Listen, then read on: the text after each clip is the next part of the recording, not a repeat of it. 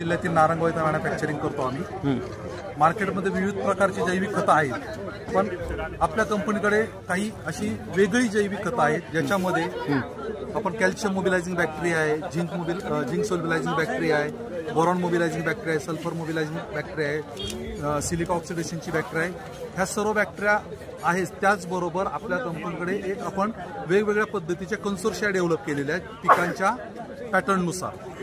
त्याच्यामध्ये हॉर्टिकल्चर असेल, सिल्व्हिकल्चर असेल, फ्लोरिकल्चर असेल, व्हेजिटेबल्स असतील, ह्या प्रत्येकाच्या कल्टिवेशननुसार विविध स्टेजेसनुसार आम्ही वेगवेगळ्या पद्धतीने कन्सोर्शिया डेव्हलप केलेले आहेत, ज्यामध्ये काही आम्ही भाजीपाल्याचे किटसुद्धा डेव्हलप केलेले आहे, ज्या प्रत्येक किटमध्ये साधारणतः 4 ते 5 बॅक्टेरिया आम्ही इन्क्लूड केलेले आहेत। त्याचबरोबर विषमुक्त शेतीसाठी आम्ही एक वेगळ्या पद्धतीने अभियान राबवतोय, ज्या अभियानामध्ये integrated pest management, integrated disease management, integrated cultivation. आता प्रत्येक जण म्हणतो सेव्ह सॉईल, तर सेव्ह सॉईल नका करू, जमिनीला सुधारा, जमिनीला डेव्हलप करा, कारण ही गरज आहे आज।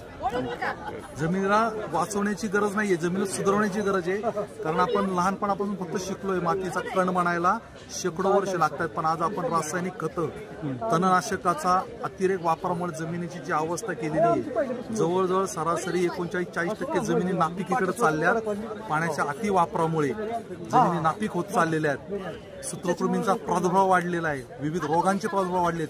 जर हे सर्व आटोक्यात आणायचं असेल तर तुम्हाला जैविक खतांची सांगड घालावीच लागेल। सर, रासायनिक खतांच्या अतिवापरामुळे आणि पाण्याच्या अतिवापरामुळे शेती शारपड होत चाललेली दिसते आणि चोपण होताना दिसते, तर मग नेमके तुमच्याकडे असे कोणते प्रोडक्ट आहेत की ज्यामुळे उत्पादन खर्चही कमी होईल आणि मातीचं आरोग्य सुधारण्यासाठी फायदे होईल, असं तुमच्याकडे कोणता त्याच्यावरती उपाय म्हणून तुमच्याकडे कोणतं औषध आहे? मातीच्या आरोग्यासाठी विविध जैविक खते उपलब्ध आहेत, बाजारामध्ये पण आहेत आणि आपल्या कंपनीकडे पण आहेत। याच्यामध्ये आम्ही जमिनीच्या डेव्हलपमेंटसाठी खास करून आम्ही कन्सोर्शिया किट डेव्हलप केलेले आहेत। किट लिओ किट 1, ज्याच्यामध्ये आम्ही 5 प्रकारच्या मायक्रो ऑर्गॅनिझम घेतलेले आहेत। ॲझोटोबॅक्टर घेतलेला आहे, मायकोरायझा घेतलेला आहे, केएमबी घेतलेला आहे, पीएसबी घेतलेला आहे आणि फॉस्फेट सोल्युबलायझिंग फंगल बॅक्टेरिया सुद्धा आम्ही ऍड केलेला आहे। जमिनीचं पृथक्करण करण्याबरोबर जमिनीला कार्बन कसा वाढला जाईल, सेंद्रिय कर्ब कसा वाढला जाईल, ह्याकडे सुद्धा आम्ही चांगल्या पद्धतीने फोकस केलंय।